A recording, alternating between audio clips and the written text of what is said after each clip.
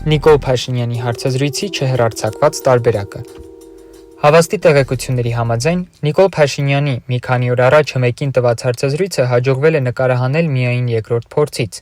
բայց հարցազրույցի առաջին տարբերակը հայտնվել է խմբագրության տրամադրության տակ, որի մի քանի հատվածներ էլ սիրով ներկայացնում ենք ձեր ուշադրությանը։ Եվ այսպես. Բարև ձեզ, պարոն Փաշինյան։ Հələ մի րոպե, տեղով կա, այս հարցազրույցի ժամանակ, որ սեղանին ջուր եք դնում, մի քանի հատ էլ ատամի չոպ դրեք։ Պարոն Փաշինյան, մենք արդեն եթերում ենք։ Հա, դե լավ, սկսենք։ Առաջին հարցը հայ-ադրբեջանական բանակցություններում ձեր արած միակողմանի զիջումների մասին։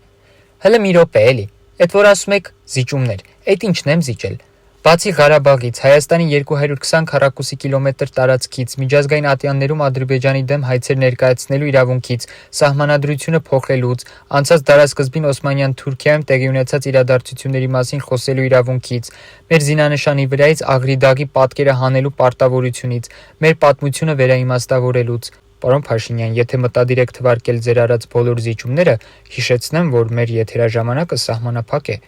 Բայց այնպես չէ, որ մեր հարևան երկրի ղեկավարի բոլոր պահանջները կատարել եմ։ Օրինակ, նա պահանջում էր այլևս խոզի միս չուտեմ, Արմեն Մելիքբեկյանին նշանակեմ ՀՀ պաշտպանության նախարար եւ այլն, բայց դրանք ինձ համար կարմիր գծեր են։ Անդրադառնանք իրական Հայաստանի գաղափարախոսությանը։ Գիտեք, ընկալման խնդիր է։ Օրինակ, երբ ասում եմ այստեղ հայրենիք, այստեղ պետություն, այստեղ հաց, այստեղ կաց, շատերն ասում են, փաստորեն մեր հայրենիքը Սառնարանն է։ Բայց ինչու միայն Սառնարանը, նաև Չուլանը, Մառանը,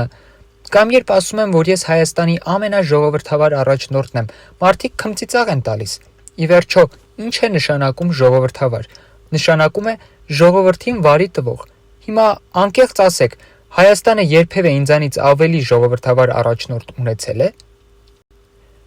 Բայց այդ տրամաբանությամբ դուք նաև մեծ երկրաբան եք, որովհետև երկիրը այն բանից արեցիք։ Ես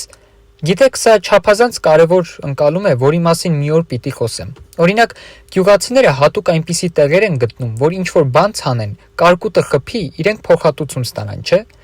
Նույն ձևով էլ Ղարաբաղցիները դիպմամբ իրենց տուն տեղը կորցրեցին, երկիրը հանձնեցին, որ գան այստեղ 40 գումարած 10,000 փոխհատուցում ստանան։ Հիմա ես ինչ մեղավոր եմ։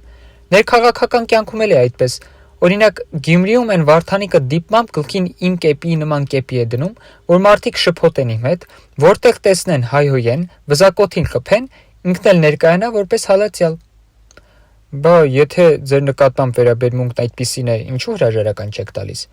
Ես պատրաստ եմ ոչ միայն հրաժարական տալ, այլև կանգնել գնդակահարության պատի տակ, բայց հասարակության մեջ այդ որոշումը պիտի կոնսենսուսով ընդունվի։ Այսինքն, եթե թեկուզ մի հոգի դեմ է, արդեն կոնսենսուս չկա, իսկ ես դեմ եմ։ Այ հենց սա է ժողովրդավարությունը։ Այսինքն, շարունակելու եք նույնքան ժողովրդավար լինել։ Նաև երկրաբան։ Շնորհակալություն հարցազրույցի համար։ Ես եմ շնորհակալ։ Եկեք գնանք մի կտոր հաց ուտենք։